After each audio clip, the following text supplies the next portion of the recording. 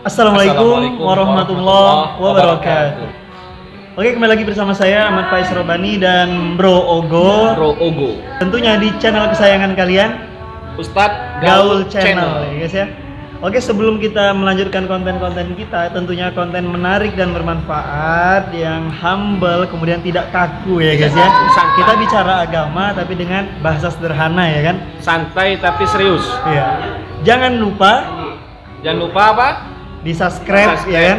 Kemudian di like and comment. Kemudian bantu juga menuju 100 orang pertama subscribe. Iya, benar sekali. Siapa tahu nanti ada hadiah-hadiah yang menarik buat kalian kan. Nah, itu ya guys ya. Karena ini adalah bagian dari mendukung ya guys. Dari mendukung. Karena gini Bro, kalau yang saya pahami adalah ketika kita membantu teman kita untuk berdakwah, maka pahalanya bisa didapatkan juga. Sama-sama mendapatkan pahala. Jadi kalian dengan mensubscribe channel ini artinya kalian membantu kami untuk berdakwah. Ya kan, walaupun kalian mungkin tidak membantu kami di sini. Ya, minimal kan kali ini kan ada yang memberikan kami sponsornya kan. Kalau kalian bantu satu klik saja, insya Allah tidak susah ya Bro ya. Cuman subscribe aja. Nah, itu. Nah, mungkin di konten kali ini Bro Ogo, mungkin Ustadz Gaul juga tidak narasumber utuh Bro Ogo. Tidak narasumber. Karena judulnya kita bincang-bincang Bro Ogo ya. Saling berbagi lah ya. Saling berbagi omongan. Nah ini Bro Ogo, saya melihat itu ya. Saya dulu yang bertanya, boleh ya? Boleh. Jadi gini pemirsa, saya melihat situasi sekarang itu khususnya mungkin sebelum COVID sudah ada istilah kayak gini. Cuman di kondisi COVID itu lebih terasa lagi. Ada istilah dengan rebahan. Kaum rebahan. Nah, jadi fenomena sekarang Bro, kebanyakan yang saya lihat di TikTok, kemudian di Instagram, kemudian di YouTube, ini kaum-kaum yang mengisi ruang rebahan ini, atau kita bisa sebutkan kaum rebahan, ternyata itu kaum milenial Bro. Kaum milenial, kayak justru kita yang nih kan? Iya, pemuda-pemuda gitu. Entah dia kuliah, entah dia kerja, entah dia nggak kerja, maka ini sangat kental dengan istilah rebahan dan jadi pelaku rebahan itu sendiri. Bisa dikatakan mungkin kita juga pelaku rebahan gitu. Dikit-dikit rebahan. Seakan-akan dia tuh seperti orang yang sudah pensiun. Nah, gitu maksudnya gitu. Bro. Padahal waktu ini kan sangat banyak sebenarnya kan kalau kita olah gitu kan. Dia mau apa tuh?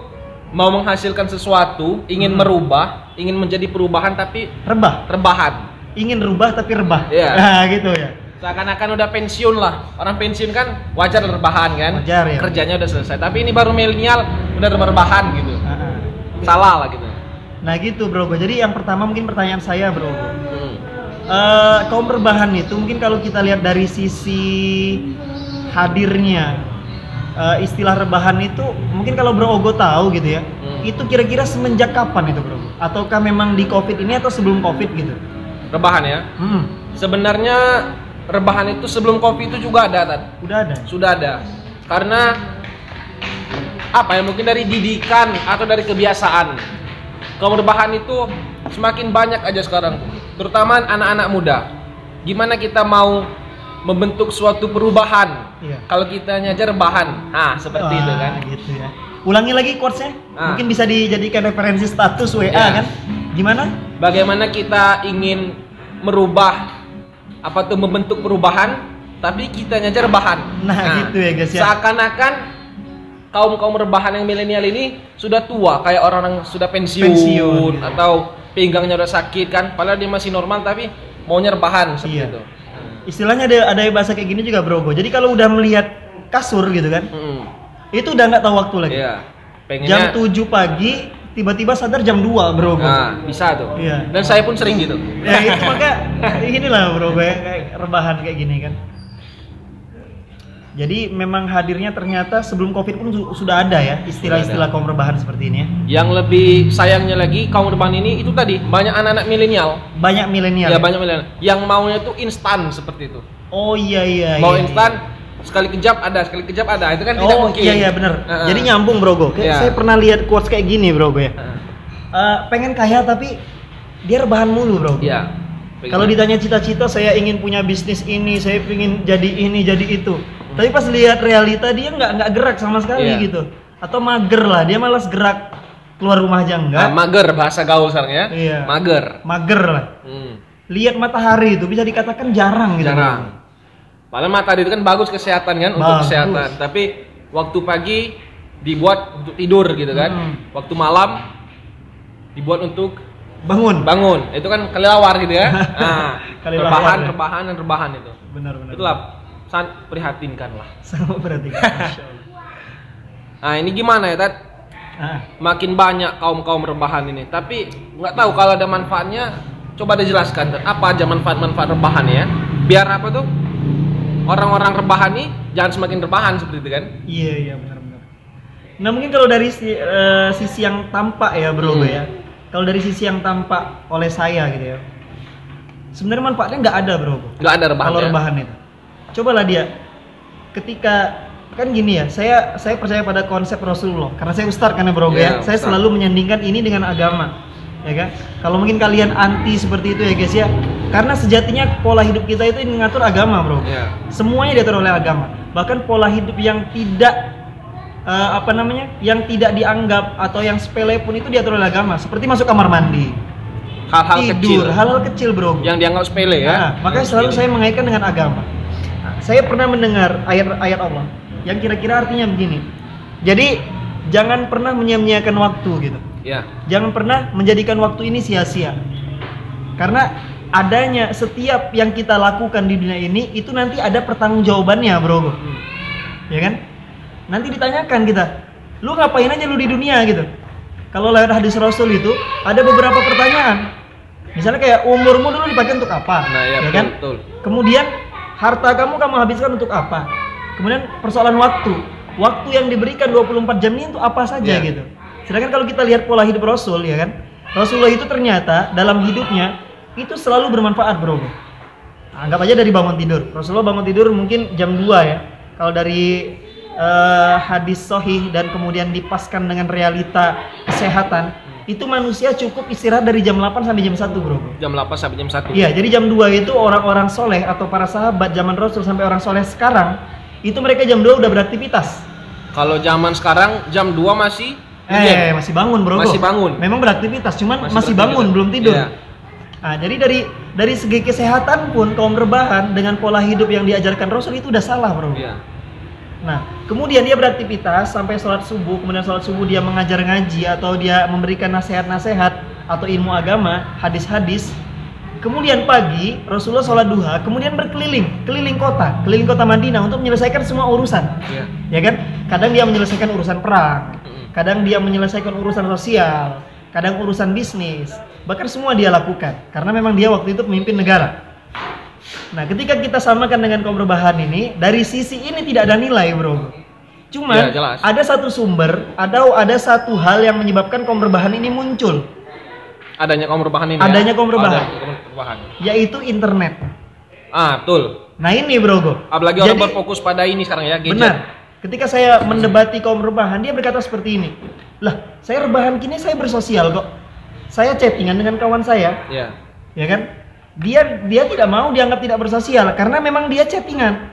Dia WA dengan teman dia beraktivitas secara online ya kan. Mungkin dia joget-joget TikTok. Dia merasa itu adalah sebuah aktivitas baru yang tidak harus keluar rumah gitu, bro. Ya kan? Jadi dampak-dampak seperti ini akan menghasilkan memang generasi baru mungkin saya sebutkan generasi baru. Generasi rebahan. Generasi rebahan. Nah, tapi saya punya dua sisi sebenarnya, bro. Ada sisi positif, ada sisi negatif. Berarti rebahan itu tidak hanya negatif ya? Tidak hanya negatif. Ada positifnya juga. Ada positifnya juga. Nah, ini yang sangat menarik di Ustadz Gaul Channel ini. Bukan hanya membahas tentang sisi-sisi negatif, walaupun di pandangan kita rebahan itu negatif mungkin negatif, tapi ada sisi positifnya juga. Inilah bagusnya di Ustadz Gaul Channel ini. Tapi sebelumnya ini kopi enak banget deh, bro. Soalnya kopinya spesial. Mampir lo di Dalkona. Di mana alamatnya, Tat? Di Harga Makmur Bengkulu ya. Harga Makmur Bengkulu. Itulah ada giveaway. Tapi subscribe dulu. Ya, benar. Yang benar. Nah, ini sisi positifnya. Yang pertama adalah ternyata adanya pekerjaan baru yang bisa dilakukan oleh kaum rebahan, bro. Betul. Yang mana dia bisa mendapatkan penghasilan lebih daripada yang tidak rebahan. Saya mengatakannya itu kerja cerdas, bro. Cerdas ya. Dia menggunakan dunia maya yang jangkauannya ketika dia berada di suatu daerah, bukan daerah itu saja. Anggap saja lu yang lagi nonton Ustadz Gaul nih, lu punya toko di Instagram atau di Shopee, ya kan? Itu cukup dilakukan di satu ruangan. Yang penting satu, ada internetnya, bro. Iya, karena internet tuh bisa untuk apa aja. Benar tergantung sekali. Kita pemakaiannya untuk apa. Nah, seperti itu. Walaupun posisinya lu rebahan, karena dulu saya pernah merasakan posisi seperti ini, bro, ya. Saya jualan di internet, sampai sekarang saya masih punya toko di internet ya. Nanti mungkin saya tulis di deskripsi, ya kan, di bawah ini kan. Nah, kita jualannya itu sambil rebahan. Bahkan ketika saya pulang, orang tua tuh bingung sama saya. Jualan sambil rebahan. Nah, dia marah-marah. Cobalah beraktivitas, lari pagi, ya kan, keluar, ya kan, cari pekerjaan daripada nganggur kayak gitu. Saya bilang, "Mi, saya nih gini-gini penghasilan loh. Ada penghasilannya loh." Nah, ini menarik, guys. Coba. Ya kan? Jadi saya berpenghasilan, saya jualan di Instagram, saya jualan minyak wangi, ya kan. Dan saya melakukannya memang karena memang di kasur itu lebih enaknya rebahan. Jadi saya rebahan terus. Saya rebahan, tapi saya punya toko. Ada yang beli, saya urusin semuanya lewat internet, bro. Bahkan saya tidak mengirimkan, karena posisi saya adalah saya menjadi calo lah kalau bahasa sekarang ya, atau bahasa kasarnya itu calo ya. Saya hanya mengiklankan barang orang, kemudian orang beli lewat saya mengambil keuntungan, barangnya orang kirim, saya melaporkan semuanya. Ini adalah pekerjaan bahkan yang beli itu, bro, ada orang Medan, ada orang Padang. Berarti kan? Bukan satu wilayah aja ya? Bukan, bro. Bahkan saya reseller yang sekarang sama saya yang langganan itu rata-rata orang jauh. Orang Sulawesi, orang Medan, orang Padang, orang-orang yang mungkin notabene dia melihat kota itu adalah sesuatu yang jauh, kemudian dia harus mengaksesnya lewat internet. Bisa. Nah, maksud saya gitu, bro. Ini adalah sisi positif. Sisi positif dari rebahan ya. Nah, cuman ada satu hal yang saya tangkap. Dampak dari internet ini kan radiasi. Nah, ini harusnya penyedia internet juga menyediakan satu hal baru, atau kayak industri kesehatan itu membuat satu hal baru, yaitu anti radiasi lah. Mungkin sejenis kacamata radiasi dan lain sebagainya. Ketika kita memang di era 4.0, ketika kita memang merasa rebahan ini lebih tidak capek daripada tidak rebahan. Ya.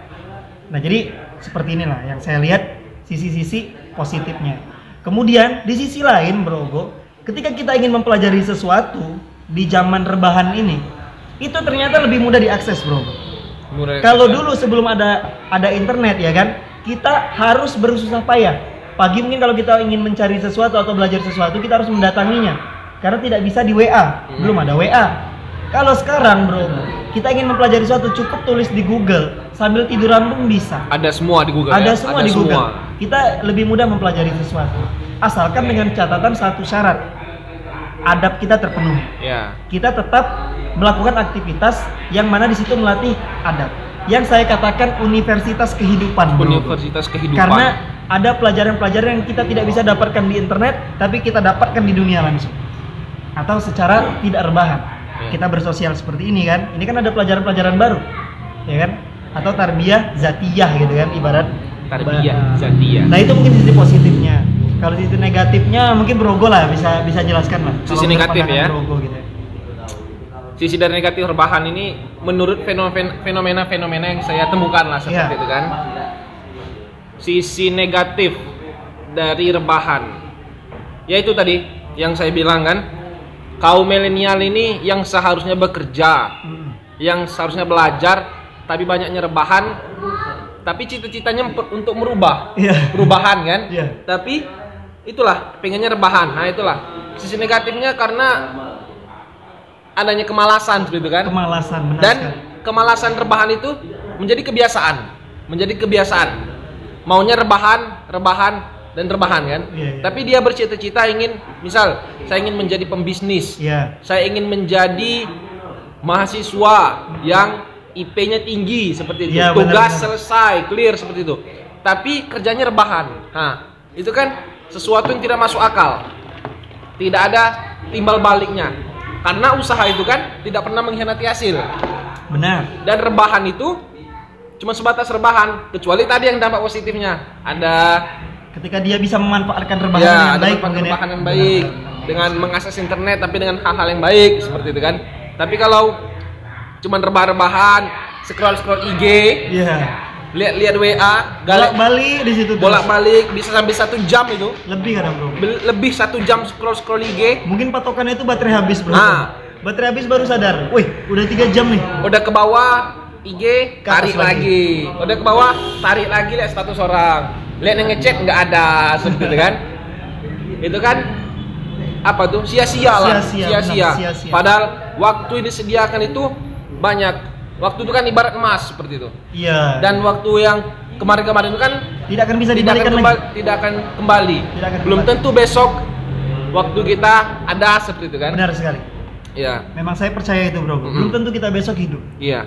Makanya manfaatkanlah waktu sebaik-baik mungkin. Boleh rebahan tapi sesekali aja untuk mensehatkan badan seperti itu kan, untuk berpikir berpikir aduh baiknya besok gimana, kedepannya gimana gitu kan. Kalau rebah-rebahan terus kan jadinya malas nanti. Maunya seperti itu. Banyak kaum milenial sekarang yang khususnya yang seharusnya kerja tapi banyaknya rebahan itu kan miris lah lihat-lihat. Miris lihatnya. Nah, ini guys pelajaran buat kita semua. Boleh rebahan tapi sesekali lah. Jangan sering-sering. Soalnya kita masih muda, masih kuat, masih bugar. Manfaatkanlah tenaga dan waktu yang ada, seperti itu. Dan bisa dikatakan closing statement dari saya mungkin, kaum rebahan nih, lulu yang masih rebahan nonton video ini sambil rebahan nih, bangkit. Bangkit, ayo bangkit.